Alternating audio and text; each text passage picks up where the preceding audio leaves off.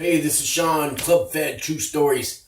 Making a video today about words you should not, cannot, don't say these words in prison. Watch the video.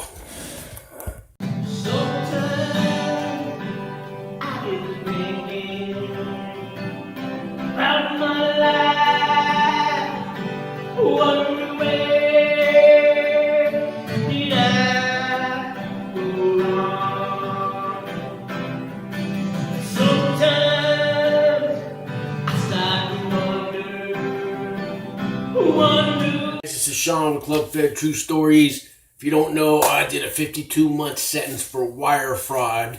I went to a federal prison camp, which is a lot different than a penitentiary, but it's still prison, and there's still certain things you can't do in a prison camp. Bear with me today, guys. I'm going to try some real editing. I got some little movie clips and stuff I'm going to cut in here. I'm still new at this. I got 2 months, but thanks for all the subscribers, man. I'm getting real close to 200 subscribers now in 2 months, and that's just, oh man, I'm getting phone calls, comments. So, I don't know, man. Sometimes I wanted to give up this video. What am I doing? Talking about prison on YouTube, man. What the fuck is wrong with me? But there's a lot of guys out there doing it, and, I got the time. I got out of prison last year, and I had a job through the halfway house. I was a cook at a drug program out of San Francisco, and they all closed down with the pandemic and stuff, and now I'm on unemployment, and I've been applying for jobs, but man, I got all these felonies on me. I'm 56 years old. I got the worst credit you could think of. I got evicted from my house when the feds raided my house. They repossessed my car. Just like, who will rent to me? Who will hire me? So I live in a clean and sober house. Probation likes that. So when you get out of prison, guys, in the feds, you still got to do probation. So they gave me 3 years probation. I got 2 more years to go. It's gonna be my first Christmas out of prison. So, that's good. I got family to see that are back in my life. Not all of them, but some of them. Anyways, so I was watching, this first word that you never ever want to use in prison, it's the word bitch, okay? I'm going to show you some clips. But, so I don't know if you ever caught this TV show called Cobra Kai. So it's getting ready to do season 3 right now. But the very first episode, you remember Daniel and Johnny? So this is Johnny Lawrence, Cobra Kai guy, in season 1, episode 1. It's 30 years later after Karate Kid. He's got some handyman job, and he's putting up some ladies' fucking thing on the wall, and I'm going to show you the clip, okay? Watch this. We're going to take a shit. Okay. We'll figure this out, all right? Just quit bitching at me. What did you just call me? No. I didn't call her a bitch. I said she was bitching at me. There's a difference. You're firing me because of that bitch? So did you see that clip? I did the same thing. I told this guy, stop bitching at me. So here's what happened.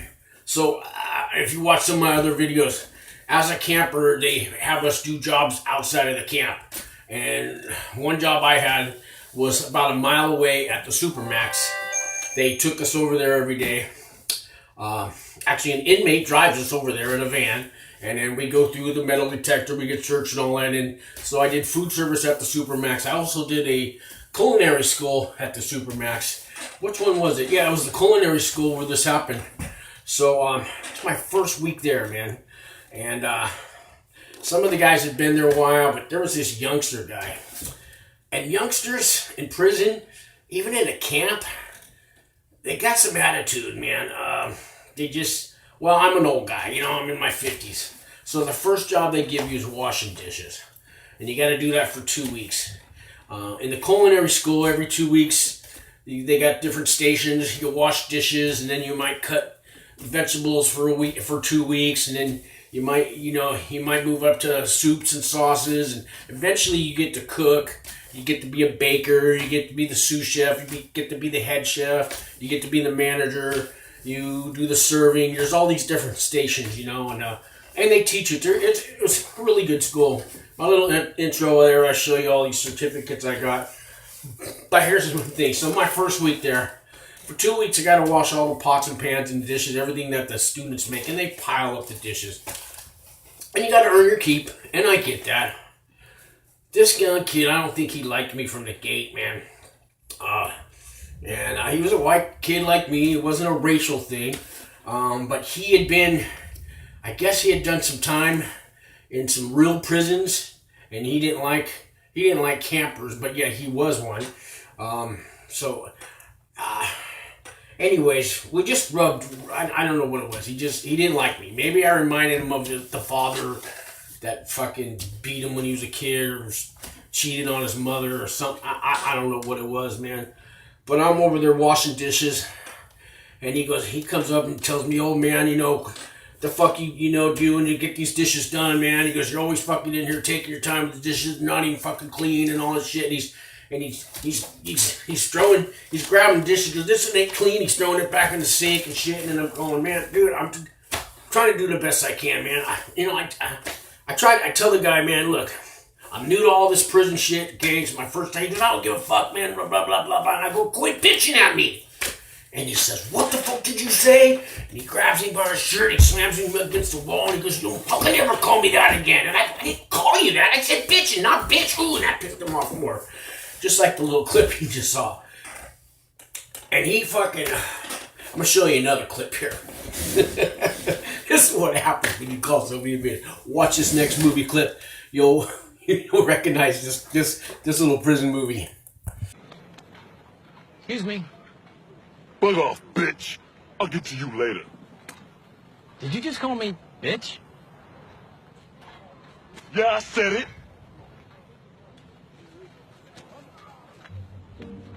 Hey, everybody. Did you hear that? Big Raymond, for no reason, just called me bitch. Now, was that nice? So, I don't know how my editing's doing so far. Guys, I got a little tablet. I don't have a fancy camera. I got a cheap laptop. And I downloaded some free editing thing. And it's, I went to prison. The wire fraud I did all on the computer.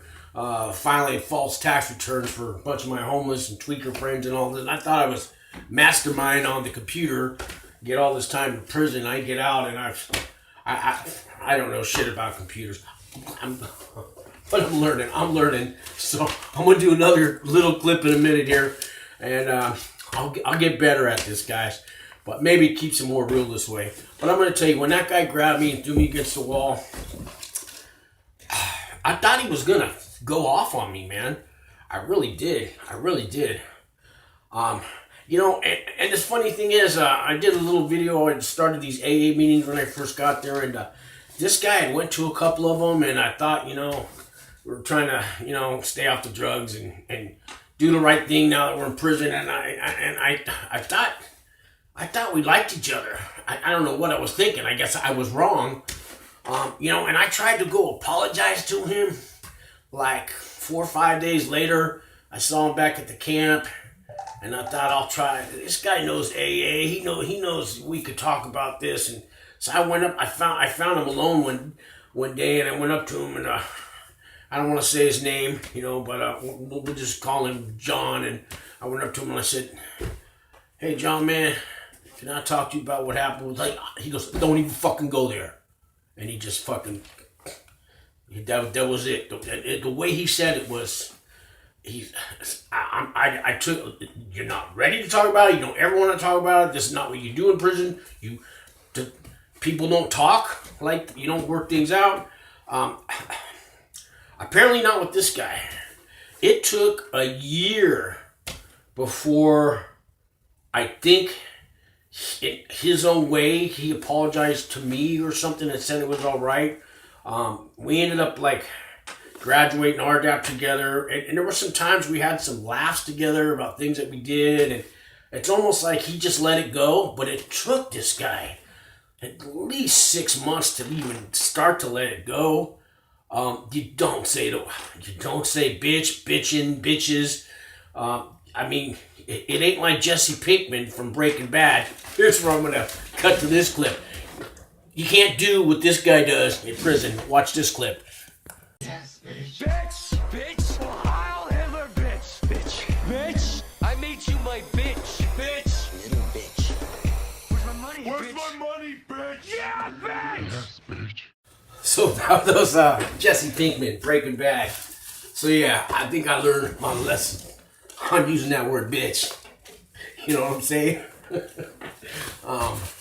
But yeah, so another thing, in a camp, well, when you go to penitentiary or medium, they're going to check your paperwork, right? At a camp, they don't check paperwork, but they're looking for a couple things. They're looking to see if you're a child molester, a chomo. We used to call them chesters back in the day. If you are a child molester, a chomo, a chester, whatever the hell, and you're watching my channel, leave now. This is not for you. There's a lot of things in this world that I will tolerate, but a predator on little children, I have nothing to do. You know what? I don't want to get in trouble on this channel and say what I'd love to do to a child molester, but they get what they deserve. But I'm going to tell you, they're not allowed in camps. Thank God. They go to the lows. Some of them go to the mediums in the penitentiaries, but I think they put them in special places. But I hear the lows are like 70% chomos. 70%. And I heard some of them say, oh, they only caught me with pictures on my computer. I don't give a damn. So you got caught with pictures of little kids. That don't mean you didn't. I mean, if you're looking at little kids, don't even... Bad subject. But, yeah, we don't have them in a camp. Thank God. But don't ever call nobody one. We don't have them in a camp. And if one slips through, I don't know how they do. They're pretty thorough, the feds. It's one thing, that's probably the best thing about the camp, that they don't allow child molesters. For me, that's the best thing. So another thing they're looking for on your paperwork is a snitch. Camps, they have a different word for a snitch at a camp. It's called whistleblower. You know, these whistleblower. You hear that on the news all the time. Oh, the whistleblower. That's a fucking snitch. So, at a camp, a lot of the white-collar criminals, and the drug dealers too, man. I mean, if you're looking at 20, 30 years, and these drug dealers, you know, they say, you know, give us a phone number, call the guy above you, and hook something up, and we'll send you to a camp for 3 years. Or you can go do 30 years in a penitentiary. A lot of these guys will turn on their dealers. Women with kids, oh, they're the worst, because they threaten to take their kids away. Never trust a woman, guys. When it comes to, you know, telling on you or not. So I know in a camp, a lot of guys take deals, and they turn on their coworkers and their employers. A lot of that going on. You know, there's offices that get raided. I know some guys that were in there for Medi-Cal fraud, Medicare fraud, also opiates and all that. You know, these painkiller relief kind of clinics. You know, and they're passing out, you know, Oxycontins like they're candy, and the whole office will turn on each other. You'll have 10 people snitching on 10 people. I'm not gonna say it's tolerated at a camp. But we all know that where people come from before they get there. In my case, I had a leadership role, so I had co-defendants or co-conspirators. They were underneath me, so there was nobody for me to tell on. They told on me. Even my girlfriend at the time snitched on me, whistleblowed on me. You know, she even called me and told me. You know, I told them everything about you. You know, I go, well, they already got 15,000 pages of discovery on me. So I had to get sentenced last, so I got the most time. And that took 4 years of pretrial. And I wanted to get it over with within a year. They wouldn't let me. They said, we can't sentence you because if we give you 5 years, we can't sentence you because we got to give you the most time. And until we sentence everybody else, we give you 5 years. That means we got to give everybody else below 5 years. And what if we want to give them 5 and you 10? And anyways, I had to go last. No matter what, they weren't going to sentence me. They were going to put it off and put it off. So, but I know that that's what people do, especially in a white collar. Now, I said it's not tolerated, but it's known. But the thing is, when you get to the camp, okay, your new prison life starts from there on. You don't be telling on people at the camp. Okay, you don't talk about nobody with a cell phone. You don't talk about who's smoking cigarettes. You don't tell the guards anything. Okay, now I've always told you guys that we have no fences and there's these bags put on the side of the road and they bring in stuff all the time. The guards know about the bags. Once in a while the guards catch a guy with a bag and then they bring it in, they spread it all over the table and they let everybody see it and they say, this is what we found in the bag. And they even show us what they found. The guards, I'm not telling anybody anything the guards don't already know. They know people shove chicken down their fucking pants and sneak it out. And the guards, they just don't feel like searching you or they like you're a hard worker. And the guards just let you do it. Okay? The guards know what goes on. I'm not saying anything in my videos that the guards don't already know. But maybe I'm not supposed to talk about that. But it's common knowledge to anybody who's been to prison or has worked at a prison. So another word, okay, you never want to say the N word, and I don't want to even say it on YouTube. Boy, my channel gets shut down quick. So we don't say racial terms around here. And there are some gay guys at the camp. I don't have a problem with gay guys as long as they keep it out of my face and make sure that it's always with adults, but you don't say the F word to them. And I'm born and raised in San Francisco, so yeah, I've tolerated it. I've known guys that are gay and not close, but, worked with them. They're okay. Those flames, those guys, sometimes they're funny, but you'll get some of those at the camp.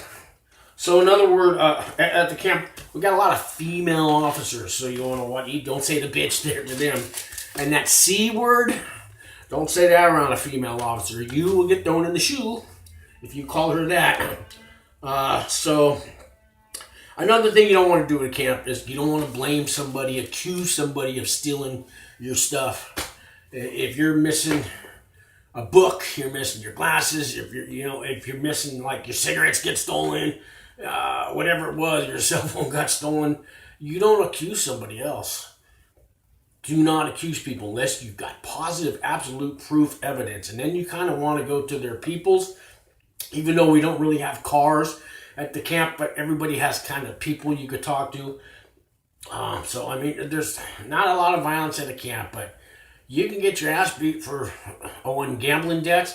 And when I say gambling debts, people owe $2,000, $3,000, $5,000, $10,000. When they gamble at these poker tables, they're playing for $500 a hand, and they're there all night long. Okay? So you can get your ass beat for telling on somebody for a cell phone. And apparently I almost got my ass beat for saying, stop bitching at me, which wasn't even, I should have said, stop yelling at me, go away, leave me alone. But you can't even say that. And there's one more word, and I'm going to leave you with this last clip. And I'm going to let this movie star, his name's Clint Eastwood. You ever seen Dirty Harry? I'm going to let him tell you about the last word not to say. Thanks for watching the video. Please subscribe, leave me a comment, hit the like button, share, give me a call if you're facing prison time. I'm not a prison consultant. I don't want any money from you. I'm trying to get 1,000 subscribers, get some revenue from YouTube, from commercials, but I'm not trying to be a prison consultant. Okay, this is just information to help guys looking at facing prison or curious people, and a little different twist from the penitentiaries. This is white collar crime, club fed. It's real.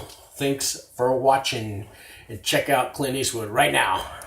Statement, I've kind of lost track myself. But Ian is, well, do you, punk?